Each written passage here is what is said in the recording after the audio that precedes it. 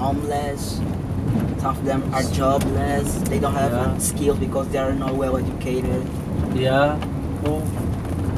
So I think that education is really beneficial, but we don't want to focus on education and salary. We don't want to connect them to each other. You know, some people cannot learn anymore, but need money. I need cars. I need things. Come on.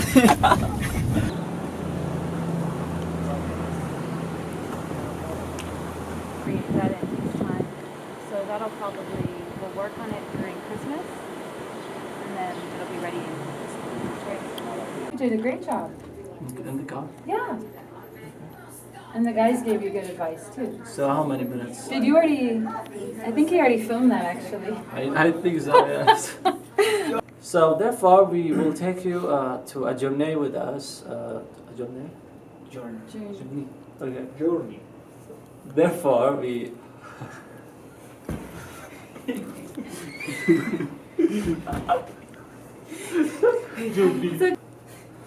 Hi, my name is Qusay Abdel Khaliq Sabah. I am a student at CESL, which is the Center of English as a Second Language in Norman, Oklahoma.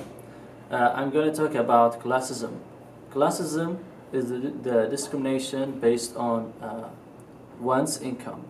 A lot of people nowadays suffer from their minimum wage, from the minimum wage, and they suffer from poverty, so that they can't continue living as other people.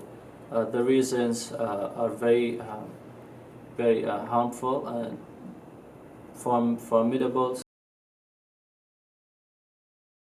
How can CESL students or any OU community member help or support the organization? Oh, that's a great question. There are so many things that you guys can do. I would say a few of the things that are really basic that you guys could participate in is, say, food drives, regular clothing drives, coming up and helping volunteer in the kitchen, coming up and helping in the front office.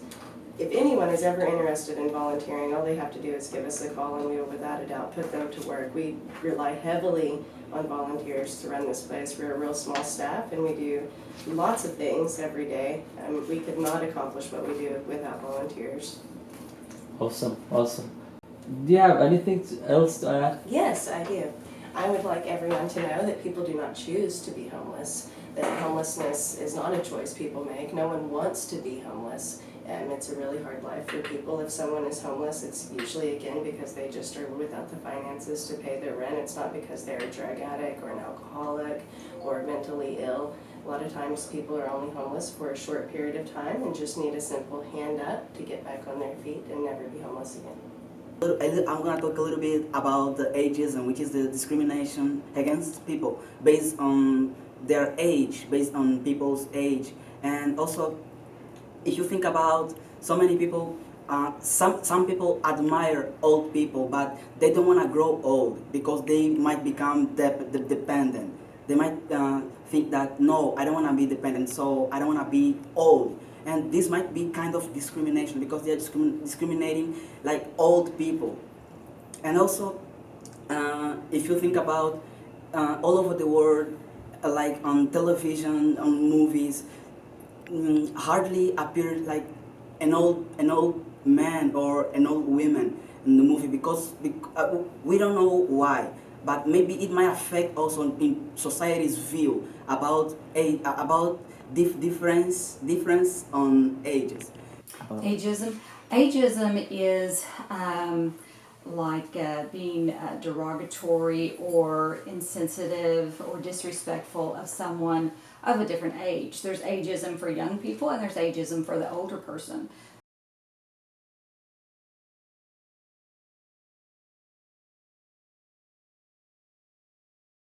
Our main purpose and the reason why we are open is that we can provide care for older adults. Actually, I shouldn't say older adults, for adults, anyone 18 or older who maybe cannot or should not stay home by themselves during the day. We've got some here that have memory care issues, dementia or Alzheimer's. We have some that have Parkinson's. We have some that don't have a brain disease. Maybe they are a fall risk and their family doesn't want them home during the day by themselves. It is ableism. Ableism is the discrimination against people based on their disability, which it means people would not be treated differently due to their physical or mental illnesses. Disabled people would be treated different than the normal people. This was 1,000 hours for this painting, and it's a bridge into the future, and I am Miss Cindy Claus USA. I've been singing and dancing and walking in parade since I was a little girl. It's discriminating between somebody who you think is able versus somebody who isn't. So if you're convinced that only large men can do certain sports, besides the fact that anybody can do that sport, that's a sort of ableism. Also, discriminating against somebody who's in a wheelchair and saying, well, they just can't do anything at this job. So it's a very fluid definition, if that makes any sense. And I felt like at one time I was a wrecked ship. Okay, so I'm rebuilding my life, and Clubhouse is about rebuilding who you are. And you could be a great person, you just have to learn to have an open mind and work towards your. Mental illness isn't just here in the United States, it's in every country. In fact, it affects 1 in 4 people worldwide. So that's one way that CESL students and other students can come help us, is to spread the word about mental illness and help break down that stigma. But also, to be more involved, we love having visitors here at Clubhouse, not only to come work with us during the work order day, but we also have an education portion of the Clubhouse where members need help with things like math, reading, writing, and for students, whether it be CESL students or other students, to come and help members hone in on those skills in those areas would be great. And it'd also be a way for maybe that CESL student to be more comfortable in the subject. I find that usually when you're teaching, you're also learning at the same time. So it'd be almost like a partnership. Social activities that we do too, and like if anybody wanted to come, and just be a part and see what we do, we have fun together. We do use our minds and our intelligence and our creativity and our ideas, and so everybody puts something into it. The more you put into it, the more you'll get out of it.